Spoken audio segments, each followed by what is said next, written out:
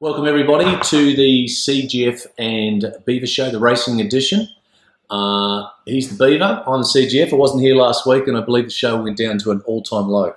Well, it wasn't great. Jakey put himself out there and as a young bloke does. And I don't know, he had a crack but wasn't good. He's not a media star, mate. No, that's right. Supposed to be giving some value to the punters. Well, it's glad to see you back from your partying from, the weeks of, just packing plenty of winners CGF. So last week mustn't have been great for you, given you're back, mate, and you're out of cash again. What was my bet? I stuck with Earthquake. You did. I put that on the show last week, mate. Stuck with Earthquake and it proved to be the horse. Yeah. And as we suspected that Rubik might be just a good 1,000-metre horse at this moment. Yeah. So, I spoke to someone earlier in the week and they said he couldn't win from the barrier. And I said, class is class. At that age, I think it is. And I think Earthquake reminds me a little bit of Sepoy. It's a very, very good racehorse. Yeah. Very good racehorse. And if it wants to, it could win the Golden Slipper. But whether it goes that far is another story. Yep. Anyway, we're going to look at Flemington and Rose Hill. Flemington, we have the Australian Guineas, and we'll catch up with that. But we'll first take a look at race 5, the Trezeday Stakes. It's a 1,400-metre Group 3, excuse me, open set weight race. What do you like, Beef? Yeah, look, CGF, I'm going for a little bit of value here. I know you'll be shocked by that, but Gold Slick for me, the Kent Train Gold Slick, around $7.50 at the moment. First up run wasn't a bad one, suited by the Flemington track, in what looks to be a pretty open race with no standout here. So I'm willing to go for Gold Slick at $7.50 each way all day. Yeah, I think this is a very difficult race. I think there's only one of 5 or 6 can win it. I ended up going with Seaside, a reduced choice from the Snowden Camp.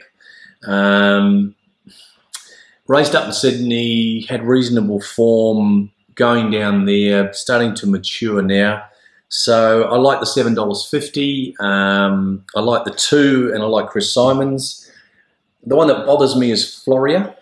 Yep. That's the class horse of the field.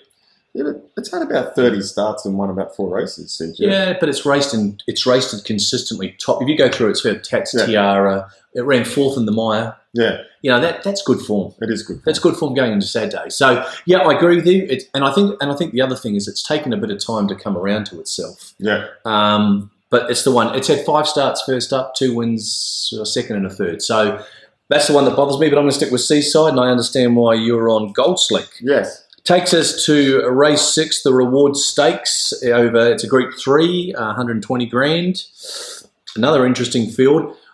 I have my best each way bet of the day here, Danny the Fox. I'm a bit of a Danny the Fox fan, and last time and he ran 3rd and 2nd, and I thought he was going to be storming all over them. He did nothing. 55 kilos, $5.50. First up's got a good record first up. He's my best each way of the day, and I'll stick with him. Yeah, I'm going to stick with Danny the Fox myself. Another horse that I like as well, CGF, and I think this is a good first up assignment for Danny the Fox. Again, there is some chances in the race, but it is an open field, and I think this is a very winnable race. Is Fat Al ever going to win a race again? Not with my money. Not with your money. Yes, it's struggling, and there's some outside chances there. Yeah, look, Strawberry Boy's a gunner horse for me. Yeah. Moro's the top weight. He's a chance. Well, Strawberry Boy's probably going to lead in this field. Yeah. And 1,400 first up, I think, is potentially vulnerable, and Danny the Fox might just get the sit behind and might be just have too good a sprint. He's hoping. He is hoping. Race 7 is the Australian Guineas, 1,600 metres at $420,000, $500,000 race, and many a good horse has won this race. Yeah. Many a good horse has won this race and gone on to stud. Look, it's a good field. I don't know, maybe it didn't quite grab me when I looked at it, but because I think there's a few really unproven horses. Yeah. What do you like?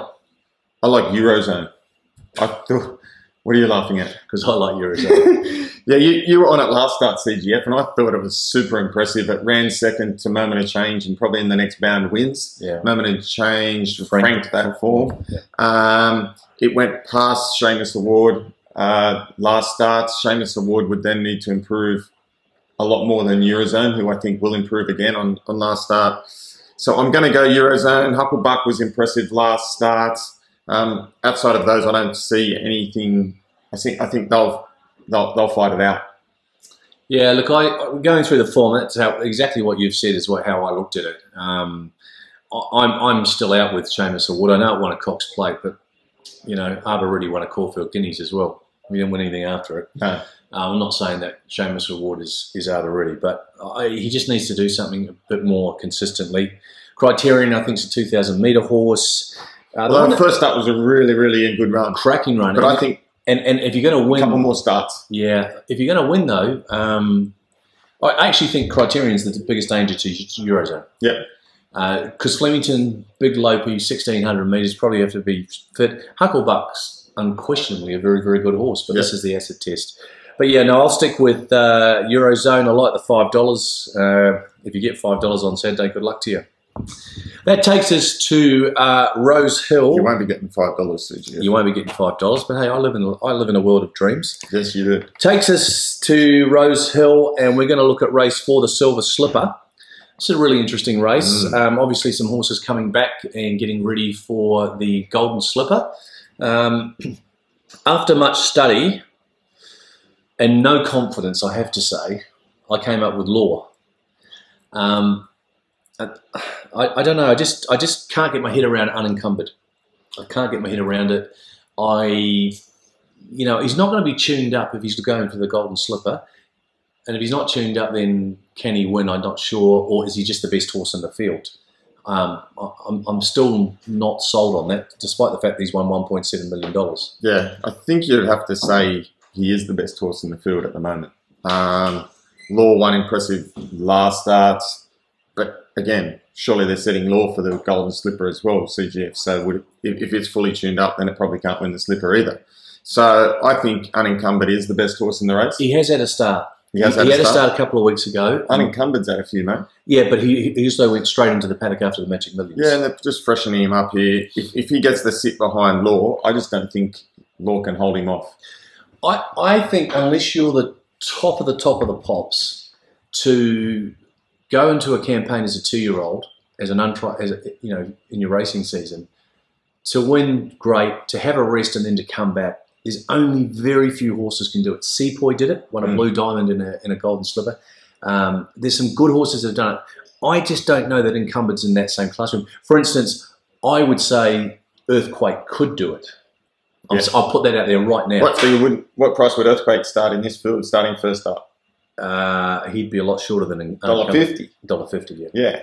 So it shows that this field is open and it doesn't have to be at its top or best horse, given that, $2.80, I think that's a pretty reasonable price given its form. Yeah.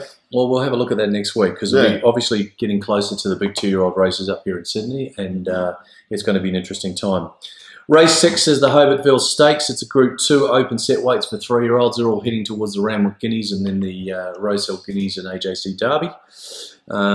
There's some good horses coming back here, notably Savvy Nature, El Rocker's in there, and what do you like? I like El Rocker.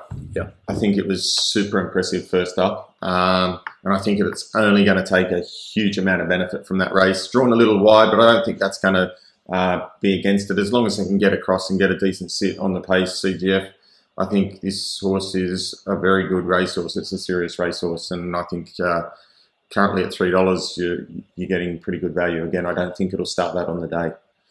Yeah, look, without being a broken record, I actually wrote something else down. I'm not sure why I did, because El Rocker was my bet, but somehow I put down Atlante, but El Rocker's my horse, and I'm sticking with him. The scary thing is that we're on the same horse on a number of occasions here, so we're either going to go barnstorming through it or we're going to have a lazy day.